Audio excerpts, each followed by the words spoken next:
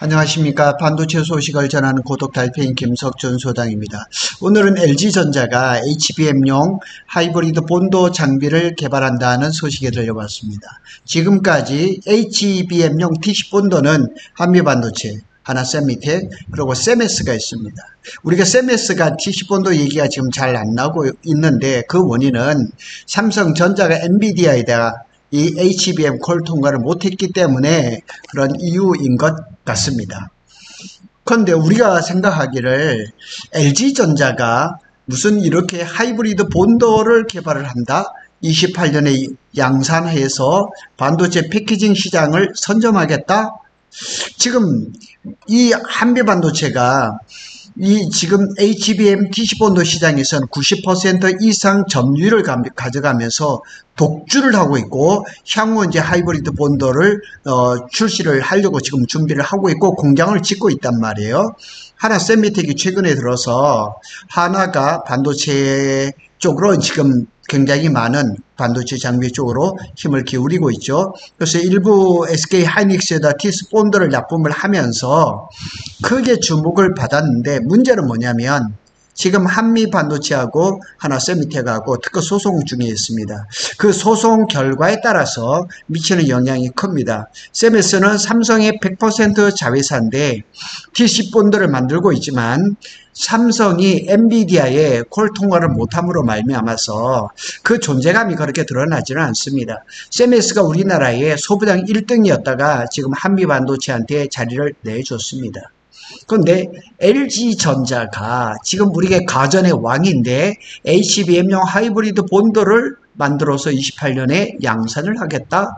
범프 없이 직접 연결하는 그런 그 하이브리드 본딩.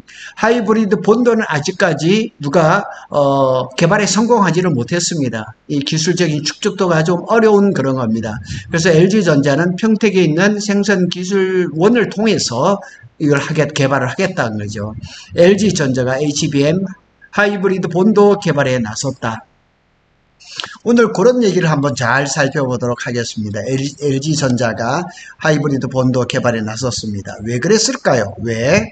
HBM은 AI 고성능 컴퓨터, AI 메모리의 핵심적인 우리 다 아는 거고요. 그리고 하이브리드 본도는 아직 글로벌 상용화 초기 단계입니다.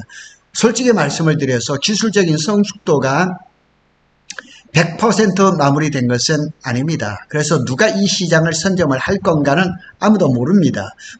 네덜란드의 베시나 이런 데서 일부 조금 진보를 이뤘다 이런 것들은 있습니다. 그리고 삼성전자가 HBM4에서 하이브리드 본도를 적용을 한다 그랬는데 아직까지 소식이 없습니다. 그래서 LG전자는 어떻게 보면 무주 공산 같은 이 시장을 선점자, 퍼스트 무버가 되기를 기대를 하고 있는 거죠. 어느 정도 자신이 있겠죠. 그리고 LG전자가 가전에서 AI 인공지능 이런 쪽에서 기술이 축적되어 있는 것은 사실입니다. 그래서 기술 내재화 및 미래 성장 포트폴리오를 이제 다변화한 거죠. 그러니까 LG전자는 디스플레이라든가 가전 중심의 사업 구조에서 반도체로 조금 넘어가는 아니면 반도체를 하나를 추가하는 그런 하죠. 전장이라든가 로봇은 또 굉장합니다. 반도체 부품 및 장비 쪽으로 확장을 하는 거예요. 그러니까 반도체 시장이 워낙에 크다 보니까 대기업들이 자꾸 침투를 하는 거죠. 하이브리드 본도는 반도체 후공정 분야의 핵심 기술에 내재합니다. 그래서 지금 NCF 방식이나 모프 방식이나 이거는 분명히 1, 2년 안에 한계가 오거든요. 그래서 하이브리드 본등으로 넘어갈 수밖에 없어서 어떤 기술적인 그걸 가지고 있겠죠. 그래서 생산기술원의 역량시험 때 개발한 LG전자 생산기술원이 주도를 한다. 생산기술원은 평택에 있습니다. 이게 평택진이면 오산 IC에서 조금 내려오면 있죠. 여기에서 지금 개발을 주도를 하겠다는 거죠. 자, 한번 보시죠. 기존의 반도체 기판 검사 및 패키징 장비를 개발해 온 부서. 그러니까 LG 생산기술원이라는 데가 기존의 반도체 기판이라든가 패키징 장비를 개발해온 부서라 그러니까 당연히 하이브리드 본도에 대한 어떤 기본적인 그런 노하우는 축적이 돼 있다고 볼 수가 있는 거죠. 이번 개발은 생산 기술안이 완전한 반도체 전용 고난이도 장비에 도전하는 겁니다. 기술 독립, 외부 고객 대상, 만일 저기에서 하이브리드 본도가 잘 나온다 그러면 뭐 공급처럼 우리가 잘 아는 거죠. SK 하이닉스, 삼성전자, 그 다음에 마이크론 다 있습니다. 그죠? 그리고 기존 TC 본도 시장은 한미반도체, 세메스, 그 다음에 한하 세미텍은 아직까지 솔직한 얘기로 TC 본도 시장에서 그렇게 자리를 차지한 것은 아닙니다. 하이브리드 본도는 아직까지 글로벌 대기업 TSMC, 인텔, 어플라이드 머티리얼즈, 베시, ASMPT 아직까지 100% 기술을 확보한 적은 한 군데도 없습니다. 그래서 LG전자가 한국 내에서 최초로 상용화 목표를 가지고 후발 주자가 아닌 퍼스트 무버로서 역할을 한번 해보겠다는 거죠. 결론, 내부적으로 예상된 LG전자의 기대 효과는 LG전자는 이번에 하이브리드 본도 개발을 단순한 장비 도전이 아니라 미래 반도체 소부장 시장을 들어가겠다, 진입하겠다 이렇게 되는 거죠. 그래서 아직 상용화하지 않은 그런 그 장비를 도전을 하겠다는 거죠. 다 하는 시장에는 안 가겠다는 얘기죠. 아직까지 하이브리드 본도는 그 시장이 그렇게 열려 있지는 않습니다. 그래서 LG 생산기술원 이렇게 홈페이지를 제가 이렇게 띄워놨습니다. 여기도 한번 들어가 보시고, 그럼 한미반도체는 TC 본도 개발을 어떻게 하고 있을까? 한번 얘기를 들어보도록 하겠습니다. 한미반도체와 하나 세미텍도 지금 TC 본도에서 경쟁을 하고 있는데 당연히 지금 한미반도체가 원탑이죠. 그리고 이제 하나 세미텍이 자꾸 SK의 그 멀티밴더 거기 속에서 자꾸 진입을 하려고 하고 있죠. 그렇지만 뭐 SK 하이닉스의 두 번에 걸쳐서 이제 약간의 TC 본도 납품이 이루어졌지만 아직까지 그 한미 반도체와 같은 그런 역할을 하지는 못하죠. 그래서 한미는 향후 하이브리드 본도 확대의 속도를 내고 있습니다.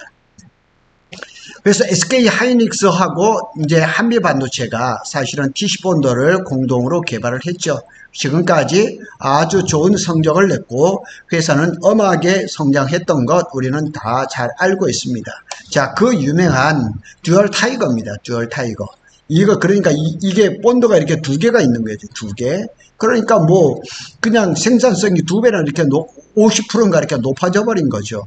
대단했었습니다. 하여튼 자부심도 대단하고, 그리고 뭐 작년부터 시작해서 자사주 소각도 굉장히 많이 하고, 최근에는 직원들을 위해서 아난티에다가 120억까지 해서 그냥 이렇게 쉴 수 있게 이렇게 해주고, 그래서 전체 영업이익률을 한번 보면 24년 연간 기준으로 본다면 한미 반도체 매출은 5,589억입니다. 영업이익은 2,554억으로 영업이익률은 대략 46%입니다.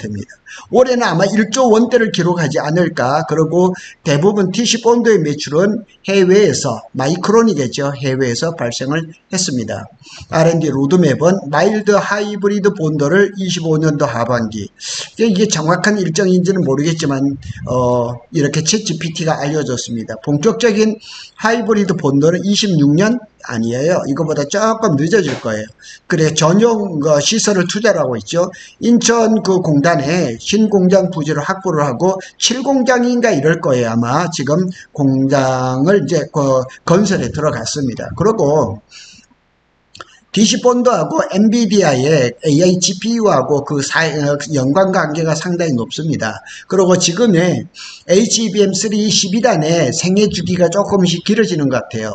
올해 연말에 거의 끝나고 내년에는 HBM4로 바로 넘어가지 않겠느냐 했는데, 지금 흐름으로 봐서는 HBM3 12단이 내년 상반기까지 상당히 많이 쓰이지 않을까. 그럼 HBM4는 조금 늦어지겠죠.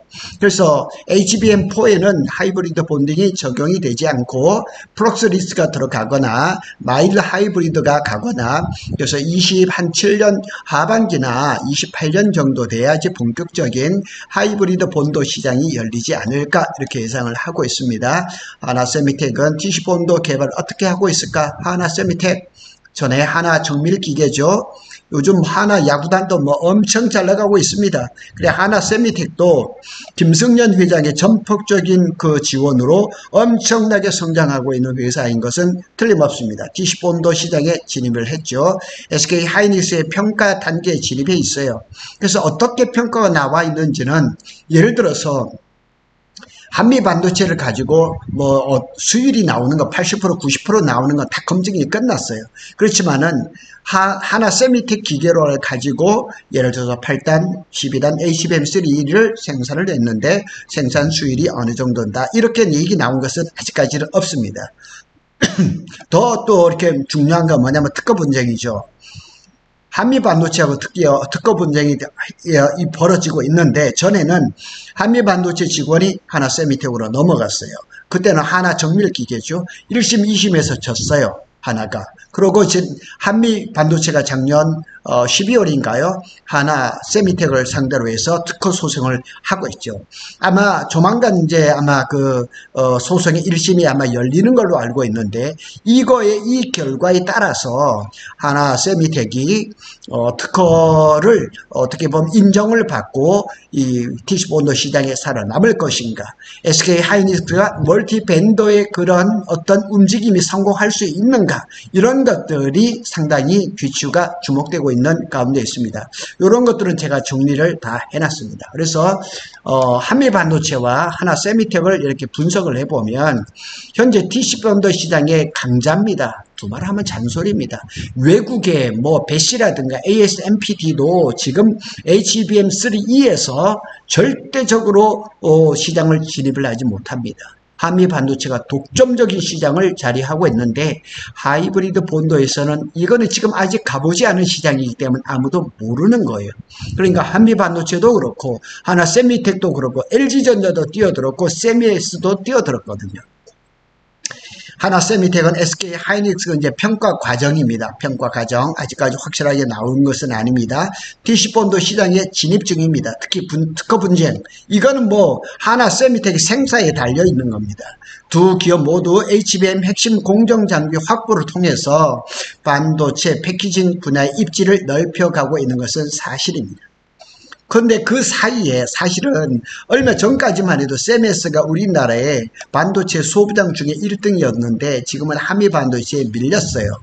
그 중에 가장 큰 이유가 뭐냐면 디시본도 때문에 그러겠죠. 한미 반도체 세메스는 삼성전자의 100% 자회사입니다. 반도체 디스플레이 장비 전문 기업인데 세메스는 HBM 제조용 차세대 디시본드를 개발해서 양산에 본격 돌입했습니다. 근데 세메스는 기술을 독자 개발하는 것은 아니었어요. 왜냐하면 일본의 신카와라는 그 디시본도 장비를 들여와서 모디파이 하는 거죠. 일부를 고치는 거예요. 일부를 개조를 하는 거예요. 그래서 삼성전자한테 넣었는데 삼성전자가 아시다시피 HBM에서 엔비디아의 코어를 통과를 하지 못하면서 세메스 역시 그렇게 빛을 못 보고 있는 거예요. 그래서 많은 사람들이 도저히 세메스 장비, 신카와 장비를 제발 좀 버리고 한미 반도체 장비를 넣어라. 왜 못하느냐 이런 얘기 수도 없이 했었죠. 아직까지는 안 들어가고 있습니다. 디시본도 양산 현황을 보면 양산 개시는 24년 6월 이런 것들이 중요한 게 아니에요. 그리고 이제 삼성전자의 세메스는 삼성전자의 장비를 그냥 독점적으로 넣어주고 있는데 이 디시본도가 잘 됐으면 정말 얼마나 좋았겠느냐고요. 도레이라든가 싱커와 장비를 썼는데 참 이게 좀 안타깝게는 잘 안 된 거죠. 23년에 디시본도 매출은 한 1,000억, 24년 작년에는 2,500억. 이렇게 되는데 이 올해 들어서도 삼성전자가 12단 HBM3, 8단 이런 것들이 잘 돼야지만 장비를 더 좀 들여올 텐데 참 어렵습니다. 기술적인 특성은 TSV 적층 대응을 하고 마이크로 범프 및 NCF 이게 삼성전자가 HBM을 NCF 방식으로 하니까 세메스도 똑같은 방법으로 하는 거죠. 위치 정렬이든가 온도 압력 조정 그리고 NCF 비전도성 절연 필름 이게 NCF 방식은 어떠냐면 D램 한 장 넣고 필름 한 장 넣고 D램 한 장 넣고 필름 하나 넣고 이런 식이에요. 그리고 맨 위에서 그 뜨거운 다리미로 이렇게 압력을 가해서 이 8012단을 이렇게 붙이는 거예요. 그러니까 SK 하이닉스는 MR 머프라고 해가지고 층층이 쌓아가지고 그 사이를 에폭시 수지 같은 걸 이렇게 세우는 게, 쉽게 얘기하면 그 웨하스 이렇게 과자 만드는 것이 이렇게 된 거죠. 근데 하이브리드 본도로 개발을 하겠죠. HBM4 이후 초미세 공정을 대응하기 위해서 범퍼 없이 칩을 연결하는 그런 걸 하겠죠. 삼성전자는 HBM4를 원시 D램 플러스 하이브리드 본딩으로 한다 그랬는데, 하이브리드 본딩에 대해서는 간혹 이렇게 뉴스가 나오기는 했는데 최근에는 아무 소식이 없습니다.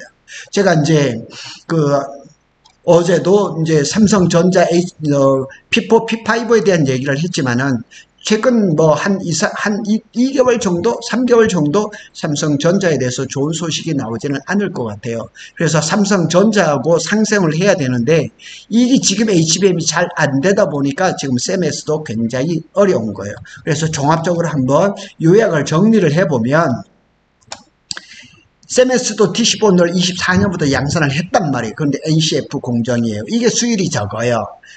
그런데 마이크론도 NCF 공정인데 지금 수율이 잘 나온단 말이에요. 그 역할은 한미반도체 TC4의 역할을 했던 거예요. 매출 목표도 이렇게 돼 있지만은 지금 자세하게 안 나오고, 결국 작년인가요? 그 전까지 소부당 1등을 하던 게 한미반도체의 자리를 내줬죠. 하이브리드 본드를 잘 만들어야 되는데 HBM4 이후 HBM4이겠죠. 그때부터 이제 거기에 적응이 되겠죠. 전략적 가치, 삼성의 이제 국산화 장화를, 삼성의 반도체 장비 대부분은 셈에스가 들어가는 거예요. 그래서 하이브리드 본딩뿐만 아니라 모든 장비들이 삼성이 쓰는 것들은 대부분이 셈에스를 통해서 공급이 되고 있는데, 셈에스의 존재감이 사실은 별로 없어요. 이 TC4도 하면은 그냥 한미 반도체, 그리고 하나세미텍이 오히려 그냥 셈에스보다 더 그냥 앞서 있다는 거, 그런 것들도 지금 보면은 셈에스가 좀 안타깝죠. 그건 왜 그러냐? 삼성전자가 HBM을 엔비디아의 코어를 통합하지 못했기 때문인 겁니다. 참 어쩌면 생뚱맞는 얘기인지 모르겠지만 LG전자가 갑자기 HBM의 하이브리드 본도 개발에 나섰다는 그 공식적인 발표를 보면서, 하여튼 우리나라 대기업들이 반도체 여기에 굉장히 소부장 쪽에 관심이 많다는 것 틀림없는 사실입니다. 고덕달팽이는 삼성전자와 SK 하이닉스의 반도체 소식을 빠르게 전해드리고 있습니다. 감사합니다.